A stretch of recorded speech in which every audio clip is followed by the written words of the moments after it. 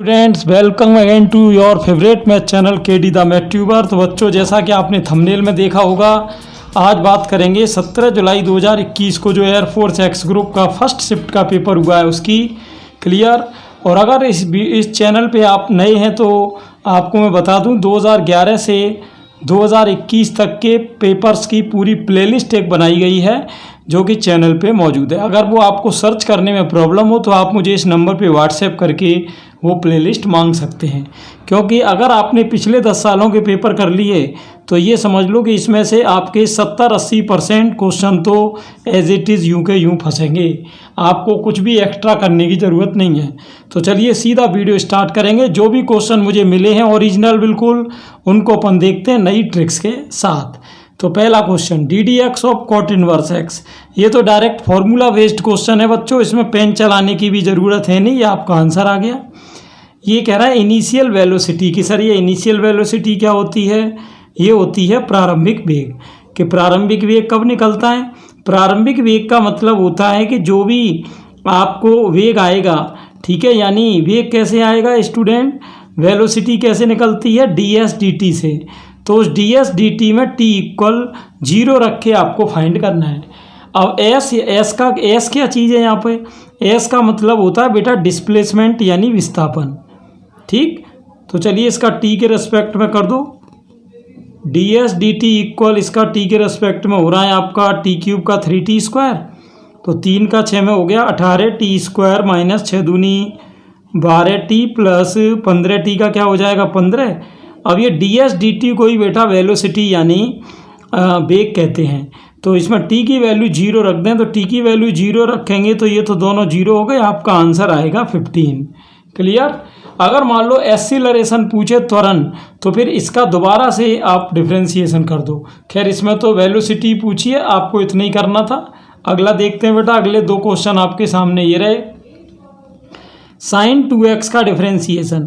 अब देखो इसमें क्या 3 डिफ्रेंशिएशन है, पहले रूट का, फिर साइन का, फिर 2x का। तो रूट एक्स का बच्चों क्या होता है? रूट एक्स का होता है 1/2 रूट एक्स। फिर किसका? साइन का। साइन का होता है cos 2x। फिर किसका करेंगे? 2x का, तो वो 2 हो गया, 2 से 2 कैंसिल। यहाँ बचा आपका cos 2x अपॉन रूट में आपका चल रहा है साइन 2x। क्लियर। तो ये पूरी पोजीशन हो गई तीसरे क्वेश्चन की। चलिए क्वेश्चन नंबर 4 बच्चों देख लेते हैं क्या कह रहा है। नाभि है +-5,0, वर्टेक्स जिसको शीर्ष कहते हैं ये +-13,0 और इक्वेशन पूछा है। देखिए ये क्वेश्चन है इलिप्स का बेटा। किसका है? इलिप्स का। इलिप्स का क्वेश्चन था ये, इसमें मैं लिख नहीं पाया हूँ। इलिप्स यानी दीर्घवृत्त। तो दीर्घवृत्त का इक्वेशन आप जानते हो होता है x² upon a² plus y² upon b² equal 1।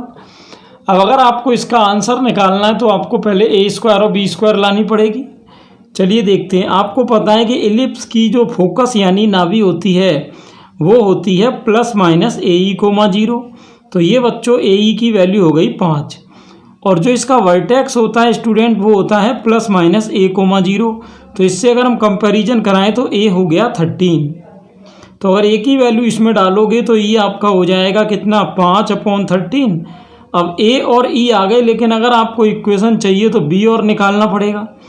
तो इसके लिए आप एक एक्सेंट्रिसिटी इक्वेशन होता है उत्केंद्रता समीकरण कि b² equal a² into 1 - e²।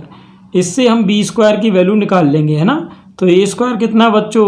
13 का स्क्वायर हो गया 169, और e² ये 5/13 का हो जाएगा 25/169। तो यहाँ जब आप देखोगे तो 169 कैंसिल होके 169 - 25 यानी b² का मान 144 आएगा, है ना। तो ये जो b² है और ये a है, इसको आप यहाँ रख दो। आंसर क्या हो जाएगा? a² 13 का 169 प्लस y² अपॉन b² पहले से किया हुआ है इक्वल 1। ये आपका फाइनल आंसर हो गया। क्लियर। चलते हैं सीधे नेक्स्ट पर। नेक्स्ट क्वेश्चन देखते हैं बच्चों क्या कह रहा है। Limit x tends to 0 tan 3x upon 3x plus cos x। इस पूरे की वैल्यू निकालनी है। एक चीज़ हमेशा ध्यान रखना बेटा, limit x tends to 0 tan x upon x कहीं भी हो तो आपको पता है इसकी वैल्यू 1 होती है। अब यहाँ आप देख रहे हो जैसे 10 के अंदर 3x है, वही 3x नीचे है, तो तो इसका मतलब इसकी 100% वैल्यू 1 होगी।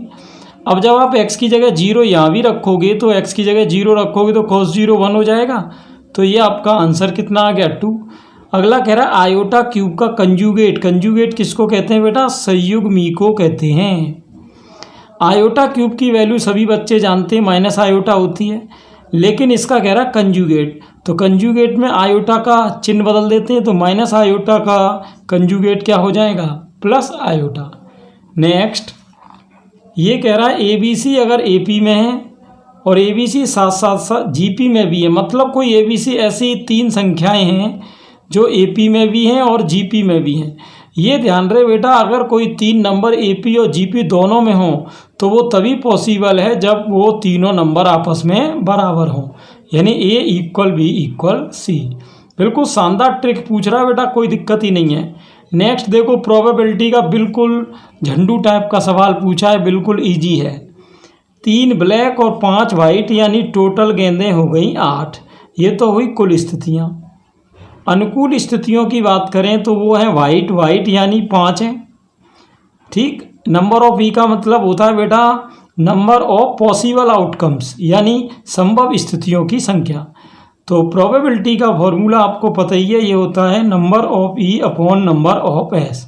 तो नंबर ऑफ ई कितना है बेटा? 5, नंबर ऑफ एस 8, ये आंसर हो गया 5/8। चलिए नेक्स्ट क्वेश्चन बेटा आ गया मैट्रिक्स का। एक कोई मैट्रिक्स है, इसके एलिमेंट है अल्फ़ा 2 अल्फ़ा। क्लियर? अब देखो कितनी शानदार चीज़ पूछी है उसने कि mod of adjoint A, mod कह दो चाहे डिटर्मिनेंट ऑफ एडजॉइंट ए का क्यूब = 27। तो अल्फ़ा पूछा है। आप ये जानिए कि यहाँ अगर मैं डिटर्मिनेंट निकालूँ, इसका सारणिक निकालूँ तो क्रॉस से निकलेगा, α² - 4 हो गया। अब आपको एक चीज़ पता होगी बेटा कि मॉड ऑफ एडजॉइंट ए जो होता है या डिटर्मिनेंट ऑफ एडजॉइंट ए होता है, ये डिटर्मिनेंट ए की पावर n-1 होती है ना। अब डिटर्मिनेंट ए कितना है? α² - 4 और ये है n-1। तो n का मतलब होता है बेटा इसकी ऑर्डर। तो ये 2 × 2 का मैट्रिक्स है, तो इसकी ऑर्डर हो गई 2। तो 2 में से बन जाएगा तो 1 का कोई मतलब नहीं। ये आपका ये आपका बेटा एडजॉइंट ए का डिटर्मिनेंट आ गया। यहाँ थोड़ा ध्यान देना, आप ये देखिए यहाँ एडजॉइंट ए का क्यूब = 27 को 3 का क्यूब लिख सकते हैं। क्यूब से क्यूब जाएगा तो डिटर्मिनेंट ऑफ एडजॉइंट ए की वैल्यू क्या आएगी? α² - 4 इक्वल में है 3, तो 4 उधर जाएगा 7 हो गया बेटा। स्क्वायर हटाएंगे तो √7 आ जाएगा प्लस माइनस का। अल्फ़ा की ही वैल्यू पूछी थी, है ना, वो आपकी क्लियर है। नेक्स्ट 2 क्वेश्चन इंटीग्रेशन के हैं, शानदार क्वेश्चन है बेटा, देखते हैं कैसे। बिल्कुल इजी है। x³ का बता दो जल्दी से, क्या इंटीग्रेशन है? x4/4, 1 का x और ये आपकी लिमिट 1 से 2। अब ये लिमिट रख देंगे तो ये 2 की पावर 4 यानी 16/4 + 2 माइनस, अब 1 को रख दीजिए तो 1/4 + 1। तो देखो ये आपका 4 चौके 16, 4 और 2 6 हो गया, 4 एकम 4 और 1 5/4। तो यहाँ 6 चौके 24 में से 5 गया, 19/4 हो जाएगा, है ना। अगला देखते हैं इंटीग्रेशन बेटा, फिर से पूछ लिया 1 - cos 2x upon 1 + cos 2x का इंटीग्रेशन। देखो बेटा पेपर कोई भी हो, एक हमेशा डेफिनिट इंटीग्रेशन का क्वेश्चन तो 100% पूछेगा और इंडेफिनिट का भी एक 100% पूछता है। यानी एक निश्चित समाकलन का पूछ लिया और एक अनिश्चित समाकलन, और ये हर पेपर में कॉमन चीज़ है। जैसा कि आप जानते हो 1 - cos 2x बेटा 2 sin² x का फॉर्मूला होता है, जबकि 1 + cos 2x आपका 2 cos² x का। 2 कैंसिल, साइन अपॉन cos हो गई बेटा tan² x, तो tan² x का हो गया sec² x - 1, और इसका इंटीग्रेशन करेंगे तो sec² का tan x और 1 का x हो गया। ये फाइनल आंसर हो गया।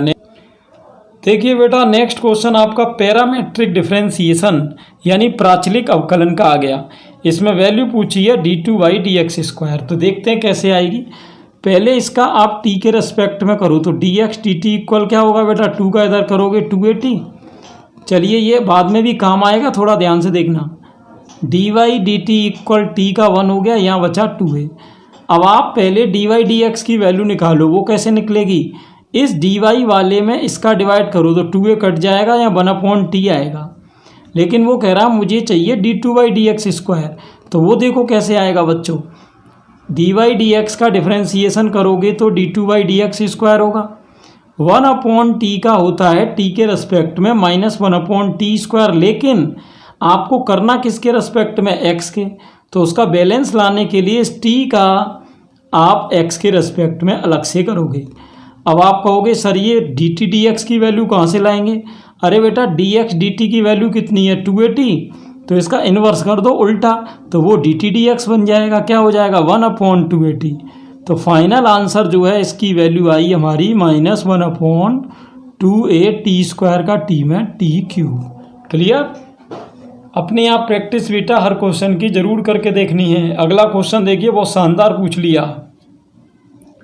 ये कह रहा 3, 4, 12 ये प्रोजेक्शन है, प्रोजेक्शन लेंथ है कि ये प्रोजेक्शन लेंथ क्या होती है। जैसे मान लो ये 3D का ग्राफ है, यहाँ कोई पॉइंट है ना, जब ये पॉइंट तीनों एक्सिस पे परपेंडिकुलर डालता है तो ये जो लेंथ होती है उसे प्रोजेक्शन कहते हैं, यहाँ से यहाँ तक की। ऐसे ये वाई पे डालेगा, ऐसे ही जेड पे, तो ये इसको ABC से डिनोट करते हैं, इसको A से, और वाई पे डालेंगे तो उसको B से और इसको C से। ठीक, और ये ABC की वैल्यू इसने ये दे दी आपको 3, 4, 12। अब देखिए ये तो ही प्रोजेक्शन लेंथ। अब पूछा क्या, लेंथ ऑफ लाइन सेगमेंट। आप कहोगे सर ये क्या होता है, इस पॉइंट से जो ओरिजिन तक की डिस्टेंस होती है इसको कहते हैं लाइन सेगमेंट, यानी रेखाखंड की लंबाई। यानी ये OP पूछी है, तो ये OP का फॉर्मूला होता है √a² + b² + c²। इसमें आप ये वैल्यू रख दो तो 3 का स्क्वायर हो गया 9, 4 का 16, 12 का 144, तो 144 और 16 हो गए 170, और वो 160 और 9 169 का 13 हो गया। चलिए अगला क्वेश्चन देख लेते हैं। इनवर्स का आ गया बेटा, क्या कह रहा है, पहले इसमें tan inverse x + tan inverse y लगा दो। क्या होता है बेटा tan inverse x + tan inverse y, tan inverse x + y/1 - x × y, और ये tan इनवर्स x/2 उधर जाएगा, किसका हो जाएगा, माइनस का, वो सॉरी प्लस का। tan इनवर्स से tan इनवर्स गई, यहाँ एलसीएम लो, क्या एलसीएम 3 और 4 का 12, क्रॉस गुणा करेंगे तो 4 और 3 का 3 में 9, 4 और 9 13 हो गया। नीचे 3 से 3 गया तो 4 एकम 4, 4 में से गया 3/4, इक्वल में ये x/2 चल रहा है आपका। तो बेटा ये हो रहा है 4 तिया 12, यहाँ बचा आपका ये 3 का जाएगा, ये 3 बीच में जाएगा, तो यहाँ बचा 13/9 बराबर x/2, क्रॉस गुणा कर दीजिए तो x की वैल्यू 13 दूनी 26/9 हो जाएगी। ठीक, कैलकुलेशन एक बार चेक कर लेना बेटा, वैसे तो इजी है। चलिए ये कह रहा है मैथमेटिक्स से कितने वर्ड बनाए जा सकते हैं। ये तो सीधे क्वेश्चन होते हैं बेटा इस तरह के। मैथमेटिक्स में देखो कितने अक्षर हैं आपके, 11, और इसमें डबल देख लो कौन है, M डबल है, A डबल है, T डबल है, बस आंसर आ गया। आप कहोगे सर इसको सॉल्व नहीं करना होता। बेटा जब परम्यूटेशन कॉम्बिनेशन में ज़्यादा बड़ा फैक्टोरियल आए तब उसका आंसर हमेशा इसमें ही दिया होता है, और ये मैथमेटिक्स का कम से कम अब तक 10 बार पूछा जा चुका है एयरफोर्स में, ये तो रट लो बिल्कुल। अगला क्वेश्चन डिफरेंशियल इक्वेशन का है, अवकल समीकरण का सॉल्व करके आपको y की वैल्यू बतानी है। सबसे पहले देखिए इसमें y³ dy dx, तो ये चल रहा है, ये x³ उधर जाएगा किसका, माइनस का, dx ऊपर ले लो, तो y³ dy इक्वल बचा 8 - x³ dx। ये हो गया बेटा सेपरेशन ऑफ वेरिएबल, जिसको कहते हैं चरों का पृथक्करण। इनका अलग अलग करना है। y³ का क्या होता है, y4/4, 8 का 8x, x³ का x4/4 + c। आप चाहें तो 4 का क्रॉस गुणा कर दो, तो ये y की वैल्यू हो जाएगी 8 चौके 32, x - 4 से 4 कट के यहाँ x4 ही बचेगा। ये जो आया ये आया जनरल सॉल्यूशन, यानी व्यापक हल। बस ज़्यादातर ऐसे इक्वेशन जो होते हैं इनमें बेटा यही जनरल सॉल्यूशन पूछता है ना। तो ये था आपका बेटा, जो भी क्वेश्चन मुझे मिल पाए थे मैक्सिमम वो मैंने इस वीडियो में ले लिए हैं। और भी बच्चे मुझे इस नंबर पे व्हाट्सएप कर सकते हैं बेटा। आपके पास कोई भी क्वेश्चन हो तो मुझे इस नंबर पे व्हाट्सएप कर देना, मैं उसे नेक्स्ट वीडियो में ले लूँगा। क्वेश्चन बस ओरिजिनल होना चाहिए जो पेपर में पूछा गया हो। क्लियर। तो बाकी क्वेश्चंस को देखने के लिए आप डिस्क्रिप्शन में जाएं बेटा, वहाँ प्लेलिस्ट दी हुई हैं, उन पर क्लिक करके और भी चैनल के वीडियो देख सकते हैं। Thanks for watching.